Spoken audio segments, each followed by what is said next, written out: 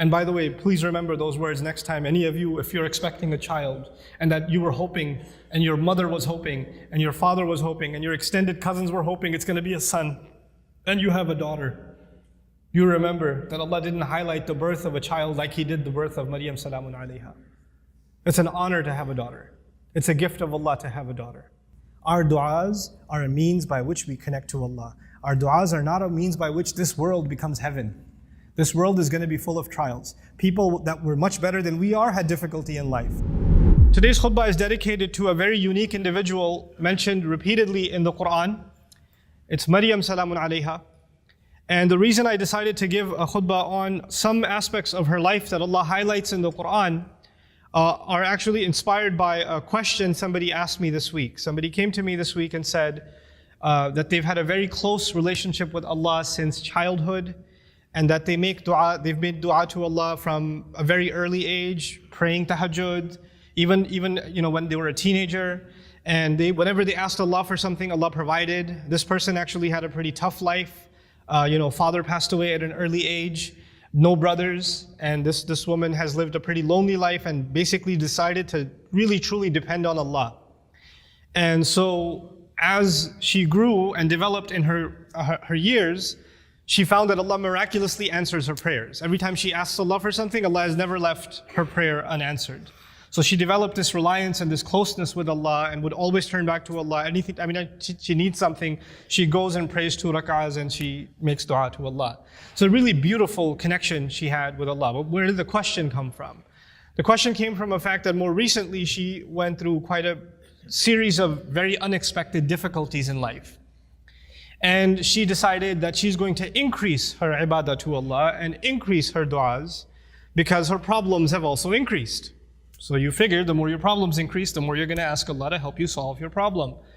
And so she does that, and she prays like she's never prayed before, fasts like she's never fasted before, begs Allah, cries to Allah, sheds tears before Allah like she's never done before. But the problems keep getting worse. They don't get any better. And she starts thinking to herself, maybe Allah is not happy with me because before I used to pray and everything used to get answered. I've never had this problem before. Every time I had a need, I turned back to Allah and Allah solved my problem. But now I'm making dua after dua after dua, and I continue to beg Allah and my problems are not getting solved, they're only getting worse. What could possibly be the reason? And in her mind, the reason was, I must have done something wrong. Allah must no longer be answering my prayers because somehow I've been disqualified. I'm not in Allah's good books anymore. The reason I decided to give this khutbah is that this is a very common notion that can creep into somebody's mind.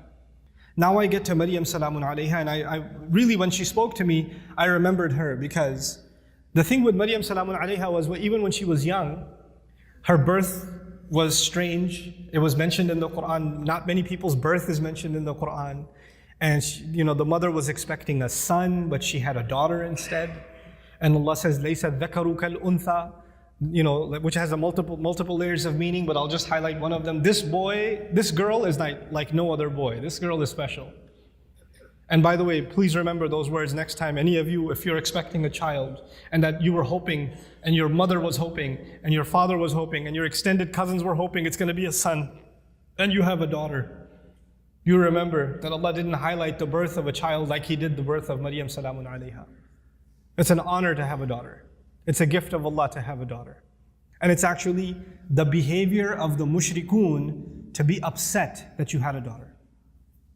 ظَلَّ وَجْهُهُ مُسْوَدًّا وَهُوَ كَظِيمٌ. His face turns dark and he's depressed. He's swallowing his upset attitude because he had a girl. Girls are a blessing from Allah Azza wa Jalla, an honor. And it's a disrespect not only of the gift of Allah, but of the ayat of the Quran when you're upset that you had a daughter. You should be mindful of that. But that's on a side note. This child is born, she's actually given a special place in what was then the central house of Allah. And Zakaria alayhi salam used to take care of her, and every time he used to come to visit her to make sure she's doing okay, because she was dedicated living in the house of Allah. كُلَّمَا دَخَلَ عَلَيْهَا زَكَرِيَّا الْمِحْرَابِ وَجَدَ عِنْدَهَا رِزْقًا.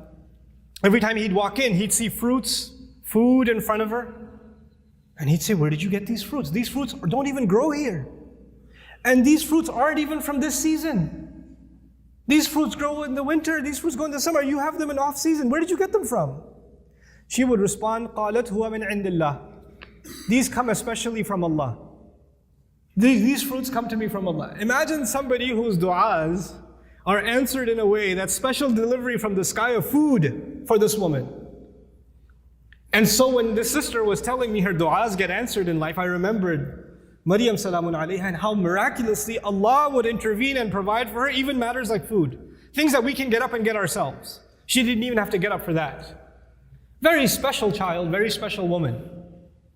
And so about this woman, what I wanted to share with you is later on in life what happens to her. When she's a young woman, angels visit her, tell her that she's going to have a child. The first thought in her mind, I'm not married. What do you mean I'm going to have a child? Lam yamsasni bashar. No man has ever touched me. What in the world do you mean I'm going to have a child? كَذَلِكِ قَالَ هُوَ رَبُّكِ. That is how your master declared it. I'm sorry, we're just here to deliver the news. We're not here to negotiate whether this is going to happen or not. That decision has been made. You're having a baby. Now she's in shock. What am I going to do? She's going to turn back to Allah and hope that this will not happen to her. But it's going to happen. And I'll fast forward a little bit for you, just so you appreciate what happened to this woman. After she had the baby, and she came back to her town, the entire community that looked up to her as a zahida, as a spiritual woman, as a woman of worship and ibadah, someone who even the prophet of their community, Zakaria, had endorsed. She grew up under the tutelage of Zakaria alayhi salam. All the masjid community is standing there. She's walking back with a baby, and they all start collectively, together, start humiliating her. How could you do this? What have you done? There are women in the Jum'ah today. No Muslim woman can ever imagine being in a situation where she's holding a baby and somebody's telling her that child is not legitimate. She cannot imagine that kind of humiliation. No Muslim. And none of us can imagine that kind of accusation for our sister, for our mother, for our daughter. We cannot imagine that pain. It's beyond us. For the Muslim, our dignity is greater to us than our life. The sense of dignity Allah has given us is more valuable to us than even our life. And she knows that when she goes back with this baby, that's what they're going to say. It's one thing that they might be saying it behind her back. They're saying it in public in front of her. In front of her. Now I want to take you back to how she dealt with this problem. Because no amount of dua she made is going to change what Allah has decided. Allah has decided that she has to face this. She has to stand in front of this. And what does she do? When the child comes, as she's about to deliver the child, she says, Ya laytani mittu qabla hadha. She says, if only I could die before this happens. Hopefully I die giving birth. It's all on her mind. Because that will be an easy escape from what is coming. There is no other place in the Quran anybody ever wishes for death. This is the only one. Think about that. Why is it there? Allah Azza wa Jalla is acknowledging that sometimes people go through such traumatic, humiliating situations where they wish they were dead. Even that happens. That's how extreme her situation became. And Allah acknowledged that and recorded that in the Quran. Ya laytani mittu qabla hadha. I read this and I was just in shock. How did she just say that? You know, our Messenger alayhi salatu wasalam told us, La yatamannayanna ahadukum al-maut. None of you should ever wish for death. You should not wish for death. That's not something you should say casually. And she's actually now wishing for death. Why? Because this is an extreme case. This is a crazy situation. And so, the humiliation she will face is far worse than death. So she says, Ya laytani mittu qabla hadha. There are going to be, this is in the Quran for a reason. There are going to be people that are going to be in humiliating situations. And there's no getting out of it. There are going to be people that are going to have to face their family, that are going to have to face false accusations, that are going to have to face up to a mistake they made in the past. Who knows? And they're going to have to face that kind of trauma. And they'll have to find comfort in the example of Mariam salamun alayha. But she didn't stop there. She said, وَكُنْتُ نَسْيًا مَنْسِيًّا. 2 words, نَسْيًا مَنْسِيًّا. It was incredible words. Nasi in Arabic, they say fa'al and fi'il, these 2 awzan. They say nisi also. In one qira'ah it's nisyan. In another qira'ah it's nasyan. This is similar to dhibh. In the Arabic language, you have 2 kinds of words, dhibh and mathbuh. Nasi and mansi. The first of these words, it's actually used, I wrote this down for you, وَلَا يُقَالُ لِلْكَبْشِ ذِبْحِ إِلَّا إِذَا أُعِدَّ لِلذِّبْحِ. For an animal, for a goat or a ram, you don't call it dhibh until it's ready to be slaughtered. It hasn't been slaughtered yet. Once it is slaughtered, it's called dhabih. It's called madhbuh. Not before. Before it's called dhibh. She uses 2 words. Common translations say, I wish I was dead, I wish I was forgotten. That's what the translation says. But there are 2 words of being forgotten. One of those words, nasyan, actually means I wish, even though, because she's away from the masjid, right? She's not back home. I hope nobody ever misses me. They don't even ask the question, where did Mariam go? I wish I could be invisible, forgotten from people's memories right now, and nobody even has the thought of me. This is nasi. Nobody even thinks I existed. There are people that go through the kind of depression and anxiety where they don't come out of home.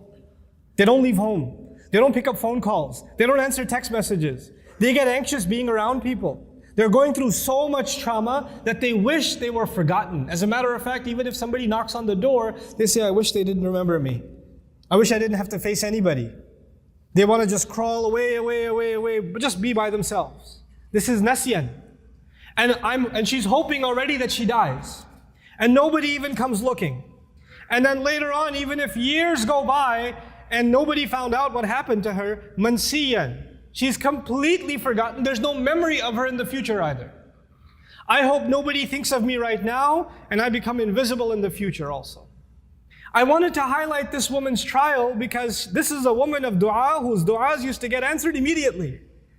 She didn't even have to ask for food and it used to come. And this is the situation Allah put her in. This is the trial that Allah put her in. Think about that.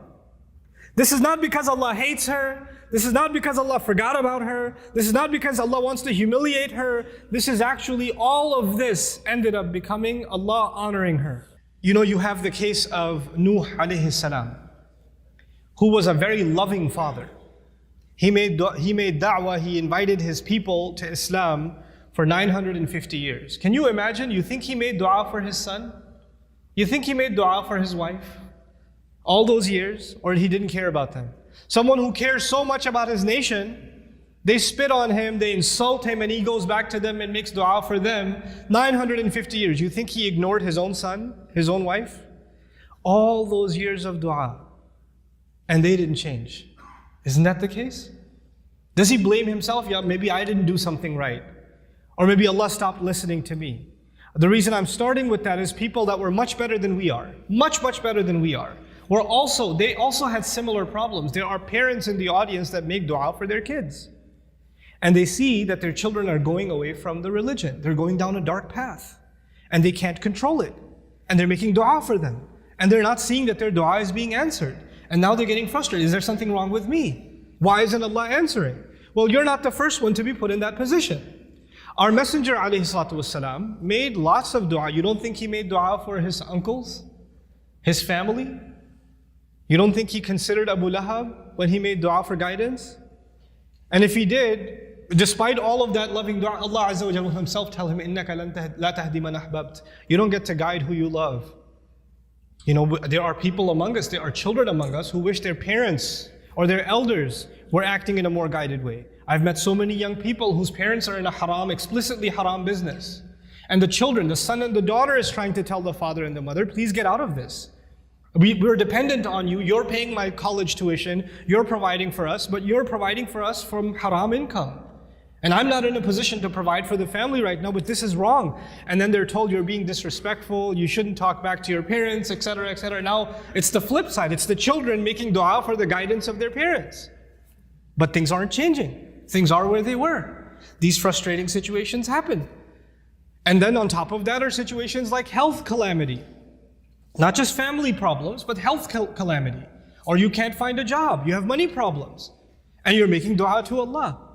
You ask yourself, I even did i'tikaf last year, and I kept making dua, and I didn't pick my head up from sajda all night long, and still I have this problem. Still it didn't go anywhere. So the first thing I want to remind myself and all of you is that prophets alayhimu salatu wasalam, all of them, much before us, Allah mentions their du'as consistently in the Quran. And Allah also mentions their problems consistently in the Quran. You don't think, for example, that Yaqub alayhi salam, the father of 12 sons, made dua for all of his sons? And especially for his son Yusuf, when he lost his son Yusuf, you don't think he made dua for Yusuf's safety, that Yusuf should come back home, that he could look at his beautiful son once again? We know that he cried so much he lost his eyesight. He lost his eyes over crying over his son. And all of those du'as for so many years go unanswered, and then they eventually get answered. You don't think that the mother of Musa alayhi salam, when she put her baby in the water, and the river just takes the basket away, the basket could flip over any time. And how do you know the basket is waterproof? How do you know it's not going to leak? How do you know it's not going to hit a rock and it's done?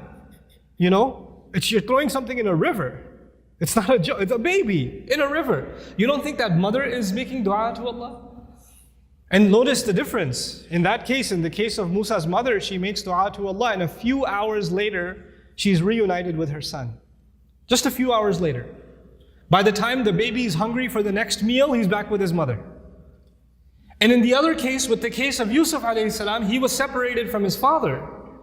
But he wasn't reunited with his father for many years. For many, many years. We are going to go through difficulty in life.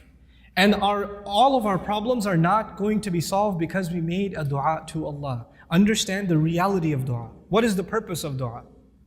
We often confuse dua with talab. Talab in Arabic means to ask for something, to demand something. Dua means literally to call. That's what it means. Da'awtukum, I called you, I invited you, I cried out to you. This is dua. When we make dua to Allah, sometimes in that dua we are making demands. It's true. We're making requests. But we should never forget that all of those requests, you know what they are at the end of the day? It's a humble slave of Allah turning back to Allah and begging Allah to help him with whatever problem. But it's more than Allah solving your problem. It's just the act that you communicated with Allah that's the most valuable thing. Our du'as are a means by which we connect to Allah. Our du'as are not a means by which this world becomes heaven. This world is going to be full of trials. People that were much better than we are had difficulty in life. That's okay. لَقَدْ خَلَقْنَا الْإِنسَانَ فِي كَبَدٍ. We created all human beings in toil and labor and struggle. Struggle is a part of life. The purpose of dua is to help you and me deal with those struggles and to never forget that Allah is with us, whether it's hard times or easy times. May Allah Azza wa Jal not make us people that lose faith. May Allah Azza wa Jal honor us and help us remember that no matter how much people try to humiliate you, people try to put you down, people insult you like they did Mariam salamun alayha, Allah still honors you. There's a big difference between what people say about you and what Allah thinks about you. Because if you go by what people said, then Mariam was the most humiliated, insulted person in society. And if you go by what Allah says, she's one of the most honored women in all of human history. So we go by what Allah says. Allah is the one who honored us. وَلَقَدْ كَرَّمْنَا بَنِي آدَمَ. We honored the children of Adam. May Allah Azza wa Jal make us dignified before Allah Azza wa Jal, before He makes us dignified before people. Barakallahu li wa lakum fil Qur'an al-Hakim wa nafa'ani wa iyyakum bil ayati wa dhikr al-Hakim. I hope you guys enjoyed that video clip. My team and I have been working tirelessly to try to create as many resources for Muslims to give them first steps in understanding the Quran all the way to the point where they can have a deep, profound understanding of the Quran. We are students of the Quran ourselves, and we want you to be students of the Quran alongside us. Join us for this journey on bayinatv.com, where thousands of hours of work have already been put in. And don't be intimidated, it's step by step by step, so you can make learning the Quran a part of your lifestyle. There's lots of stuff available on YouTube, but it's all over the place. If you want an organized approach to studying the Quran beginning to end for yourself, your kids, your family, and even among peers, that would be the way to go. Sign up for bayinatv.com.